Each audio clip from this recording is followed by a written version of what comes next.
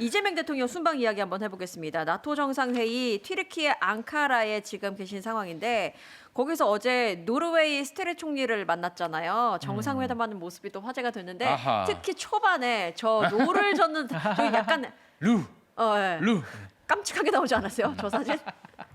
저 모습도 굉장히 화제가 되더라고요. 그리고 노르웨이 총리가 굉장히 빵 터졌어. 좋아하시더라고. 저 굉장히 잘하셨네. 나 사진을 못 봤었는데. 아, 그래. 저 영상으로 봤었거든요. 또. 잘하시네, 되게. 예. 그러면서 월드컵 8강에 올랐고 또 노르웨이가 캐나다 잠수함 사업에서 독일과 함께 우선 협상 대상자로 뽑히면서 요 이제 바이킹 로우를 꺼내고 앞으로도 8강 넘어서 계속 노를 저어가길 바란다라는 마무리까지 굉장히 좋았습니다. 요거는 아름다운 모습이었고요. 뭐 뒤도 아름답긴 한데 본론은 사실 방산이죠. 방산. 대통령은 첨단 방산 기술, 국방산업 협력 강화 제안을 했고 여기도 깨알같이 노르웨이산 고등어 수입까지. 연어 맛있죠. 연어 너무 좋아요. 예, 그렇습니다. 고등어는 밥 2공기 넘어갑니다. 그래요? 밥도둑입니다. 밥도둑. 연어는 두루두루 쓰이죠. 샐러드로도 먹고요. 그치. 샌드위치에도 그렇죠. 들어가고요. 아주 좋습니다. 간고등어. 밥도둑 밥도둑이지. 한번 가야겠네 또. 갔죠. 내가 또 안동 영주 예. 출신이라. 요런 모습 어떻게 전체적으로 평가해 주시죠? 아니 근데 저는 뭐 대통령님께서 워낙 외교에 이제 발군의 실력을 내고 계시기 때문에 예. 이제 남은 것은 그런 것 같아요. 대한민국의 국력이 얼마만큼 더 이재명 대통령 중심으로 모이느냐. 그게 외교에 있어서 굉장히 중요하거든요. 그러니까 이번에도 캐나다가 잠수함을 이번에 선정하면서 독일에 우리가 좀 밀리기는 했습니다만 결국 이제는 동맹의 싸움이기 때문에. 그렇죠. 동맹 때문에 이제 우리가 밀린 것도 있는데 네이터. 전 세계적으로 지금은 거의 경쟁을 하고 있잖아요. 그러니까 이제 외교라는 것이 결국 경제적 이익과도 연관돼 있고 우리 거를 정말 팔려면 대한민국의 그 국위 선양이라든지 대한민국의 국력이 커야지만 그게 이제 세계에서는 목소리가 먹히는 거 아니냐 그런 생각이 들어서 저는 지금 대한민국의 정치권을 다시 한번 저는 반성과 성찰해야 된다고 봅니다. 대통령님 저렇게 불철주야 다니면서 이제 또 몽골 가셨죠? 네. 전 세계를 누비면서 정말 대한민국 위상 높이고 계시고 저렇게 이제 대한민국의 위상이 높아졌는데 여전히 한국 정치는 우물 안의 개구리처럼 1인 1표 가지고 보안석관 갖고 이렇게 얘기하고 있을 때는 정말 아닌 것 같다.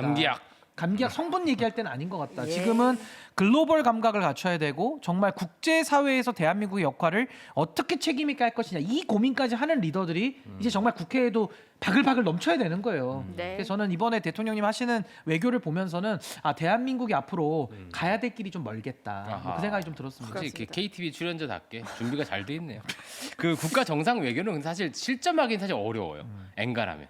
그 근데 외교부 잘 해주시니까 직원들이. 근데 우리가 유일하게 또 워낙 그 실점상을 많이 봤어가지고 오히려 실점을 하고 돌아오신 분이 윤모 성렬 씨가 있으니까 네, 이게 좀 워낙 대비도 오늘 7년 나왔어 오늘. 되는 거지. 무한대 플러스 네. 7이 됐네요. 근데 이재명 대통령이 좀 추가 득점하는 스타일인 것도 맞아요. 제가 솔방울 수류탄을 싫어하지만 인정합니다. 왜냐하면 외교가 그냥 무슨 사람 좋게 웃는다고 잘하는 건 아닙니다. 그렇게 뭐 외국어 잘한다고 그런 것도 아니고. 그렇게 따지면 마음으로 노래 부른 가야지. 윤석열은 뭔데 그러면? 그러니까 뭐. 아니 그렇게 치면 뭐 통번역사들이 외교 제일 잘해야지. 그렇게 치면. 그러니까 이거는 협상과 거래의 영역이기 그렇죠. 때문에 어떤 게 잔뼈가 굵은 그런 사람들이 잘하기 마련이고 또 이제 민주당 상황에 저는 이재명 대통령이 어느 정도 정리하고 출국했다고 생각해요. 그래서 아주 홀가분하게 또 외교를 하시고 있다고 생각하고 네. 어쨌든 이 방산 산업 같은 경우는 이번에 그 잠수함 안 된 걸 보면서 일단 무기 장사를 넘어서 이게 동맹 장사구나 이게. 그렇죠. 이제 그렇게 네. 된 것 같아요. 그래서 이번에 방산 파트너십 2.0을 또 이재명 대통령이 제안을 했고, 그 이제 조달 협정이 시작됐다는 이게 겁니다. 뭐야? 조달 기본 협정 협상 개시 공식화. 이게 그러니까 뭐예요? 이제 완제품 수출보다 공동 개발, 생산, 현지 정비, 운영 협력 이런 것까지 다 조달을 하는 것과 협정을 맺어야 되는 거예요 이제. 그러니까 우회로를 뚫은 거지. 그래서 계속 이렇게 이 길을 만들어 나가고 있다고 봐요. KTV 노리세요? 아니요. 그런 거 갑자기 같은데. 위협을 많이 느끼네 준비했는데. 갑자기. 방송을 좀 많이 하다 보니까 이게 그래요? 축척이 돼 있더라고. 나도. 어허. 그리고 요거로 한번 가보겠습니다. 사실 저는 이거에 좀 깜짝 놀랐는데 호남 반도체 클러스터 이거 추진을 하면서 사실 이게 뭐 공장 때려 짓고 한다고 해서 해결되는 게 아니라 그 중간에 많은 절차들이 있잖아요. 행정 인허가 절차가 문제. 복잡하죠. 정부가 꺼낸 카드가 두 가지가 있습니다. 첫 번째 카드는 차르 나옵니다. 차르. 잘. 반도체 로봇 같은 첨단 산업에서 전권을 가진 총 책임자를 세운다는 거죠. 그리고 여기에 정관 킴 산업부 장관은 로봇 차르를 해보고 싶다라고 손을 들기도 하고요. 그리고 두 번째는 공무원 면책 이거 그 감사 면제 조항 요거를 검토한다는 건데 몇 년 뒤 정권이 바뀌었어. 그러면 감사원 감사가 시작돼. 그러면 열심히 일했던 사람이 징계를 뒤집어 쓰는 경우가 있잖아요. 맞아요. 그러다 보니 나중에 어찌 될지 모르는데 지금 일을 소극적으로 하게 되는 경우, 일을 아하. 피하게 되는 경우가 있는데 그렇다면 이거 감사 면제 조항을 좀 검토해 보자라고 파격적인 이야기를 하게 됐거든요. 이거 어떻게 보셨나요? 그러니까 그게 이제 보신주의라고 하죠. 공무원들이 이제 나서지 않고 이제 굉장히 그 소극적인 행정으로 머물러 있는. 그러니까 일이 안 되겠죠. 네. 그래서 이제 대통령께서도 지금 메가 프로젝트 호남에 일단은 가장 큰 규모의 투자가 가는 건 맞기 때문에 지금 속도전이니까 이걸 속도전으로 어떻게 풀어내느냐. 그렇다라고 한다면 특별법들을 통해 가지고 관련된 행정 절차들을 좀 간편하게 해줄 필요가 있겠다. 그래서 그 부분을 하나 정말 신경을 많이 쓰시는 것 같고, 그러니까 김정관 장관이 뭐 차르 이야기까지 하는 네, 것이 네. 어떤 전권을 가지고 좀 이 부분은 효율성 있게 일을 되게 만들겠다. 그리고 아하. 대통령께서도 일 되게 만드는 거 지금 제일 원하시는 거 아니에요? 그러니까 그렇게 해야 되는 것이고, 그리고 이런 공무원들이 사실 그 정권 바뀔 때마다 이 보복 감사 같은 거 많이 받거든요. 많이 맞아요. 이런 좀 어떻게 보면 한국 정치의 좀 비극적인 단면인데 이제 이런 것도 제도적으로 좀 안전 장치를 만들어서 원 없이 좀 정말 소신 있게 일할 수 있는 그런 구조를 만드는데 지금 모든 힘을 쏟고 있는 거 아니냐. 그래서 이번에는 국민들도 참여하고 기업도 참여하고 국가도 참여해서 삼각 동맹 형식으로 이제는 정말 이 반도체에 우리가 목숨을 건 거거든요. 그래서 반도체에 대해서는 이게 첨단 산업 AI 혁명에 있어서는 쌀과 기름 같은 겁니다. 그러니까 우리나라가 산유국이 되는 거거든요. 그래서 이건 엄청난 우리에겐 기회이기 때문에 기회는 선점하라. 지금은 속도전이다. 저 그렇게 봅니다. 그러니까 뉴잼스 보시는 분들은 아시겠지만 저는 이렇게 중도 보수 행보를 하실 때 거의 물개 박수를 치죠. 네, 네. 거의 일어서서 취한다 막 반바퀴 이러면서. 돌 뻔했습니다. 뒷구르기 할 뻔했고요. 물개 박수 칠만한 일이고, 이게 규제 짜르라고 나오는데 이게 짜르라는 게 옛날 러시아 황제를 짜르라고 부르고 짜르. 미국에서 이제 국경 짜르가 제일 유명해요. 국경 문제, 국경 짜르? 국경 문제 이게 이민자들 넘어오고 이런 거 그런 걸 한 번에 힘이 모두 있어야지. 총괄하는 국경 짜르가 제일 유명한 짜르인데 요즘 짜르 중에 짜파게티 같네요. 근데 이게 중도 실용, 중도 보수 행보를 하신 거라고 보고, 아마 대통령은 내가 중도 보수에서 표 받아야지 이렇게 해서 이런 걸 하는 게 아니라고 생각해요. 예. 일이 좀 되게 하려다 보니까 중도 보수 성향의 정책들이 나오는 거죠. 저는 이런 게 아주 좋은 현상이라고 네. 생각해요. 이게 앞으로 이제 이런 그 규제를 벗기다 보면 수많은 시민단체, 환경단체 상당한 반발이 있을 겁니다. 이제 그때 소위 이제 문조 털레유로 대표되는 그런 쪽 정치 쪽으로 가서 붙으실 수도 있어요. 그런데 단체 분들이 그럴 때 지켜줘야 된다는 거예요. 이 규제 완화 이런 걸 가야 된다. 누가 지켜줄 거냐? 바로 여러분이죠. 나는 너의 영원한 나는 너의 무릎 꿇어 무릎 꿇어. 그렇지. 임재범처럼 예, 예. 우리가 바로 여러분이죠. 지켜드려야 여러분. 된다. 그럴 때는 예, 그렇습니다. 이거 한번 알아봤고요. 그리고 7.7법 이야기 한번 해보겠습니다. 7.7법 7월 7일 이 시행된 개정 정보통신망법인데 허위 조작 정보를 고의적으로 유통한다. 그렇다면 손해액의 5배까지 물어주고 또 대법원에서 판결이 다 난 거야. 난 건데 확정됐는데도 허위 정보를 반복해서 유통하면 최대 10억 원의 과징금을 물을 수 있는 법이라고 아실 텐데, 지금 이 법이 첫날부터 신고가 접수됐다라고 아하. 하네요. 딴딴딴딴 근데 여기서 따라라라라라. 그러니까 키워드가 김어준 나오고요. 여기 이동재까지 나옵니다. 전 채널A 기자죠. 다스베이다 영상을 신고했다고요?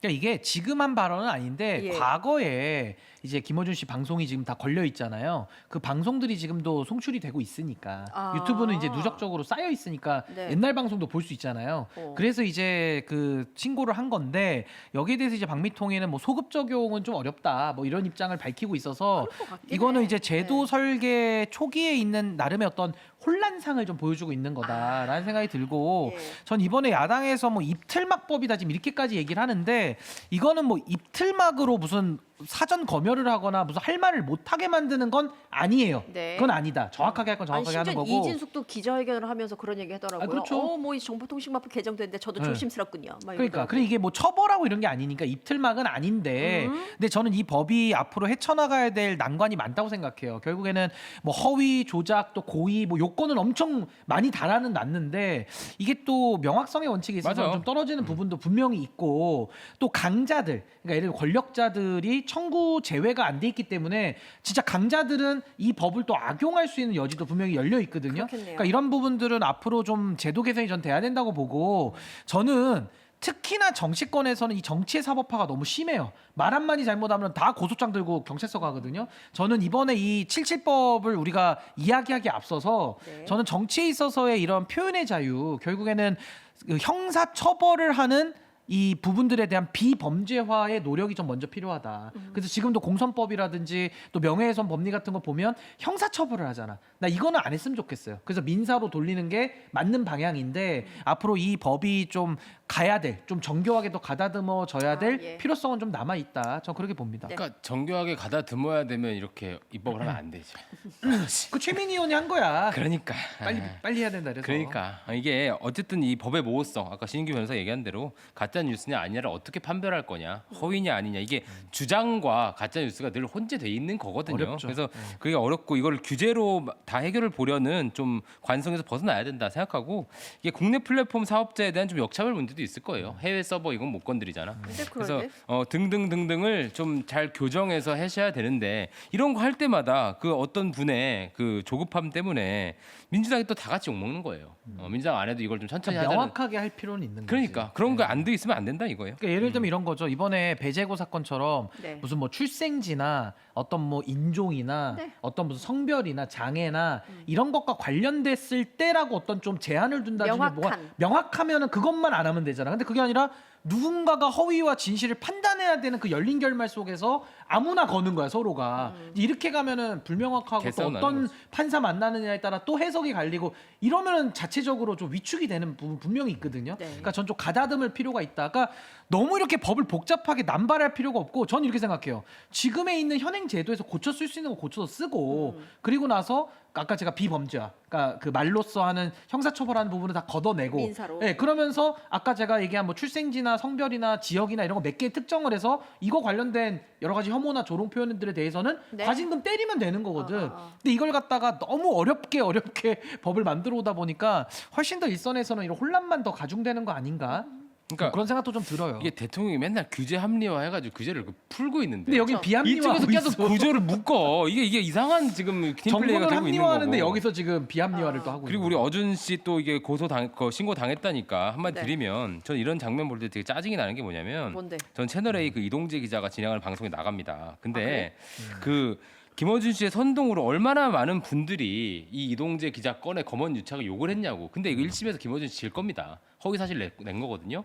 이번에 다음 주에 나와요 선고. 14일에 그러니까 예정돼 있네요. 인생은 실전이라는 점을 공표하는 판결이 나올 거라고. 그러니까 다 선의를 갖고 이동재 기자 그때 욕했지. 근데 아니었던 거야. 그러니까 이런 식으로 선동하면 안 된다고요.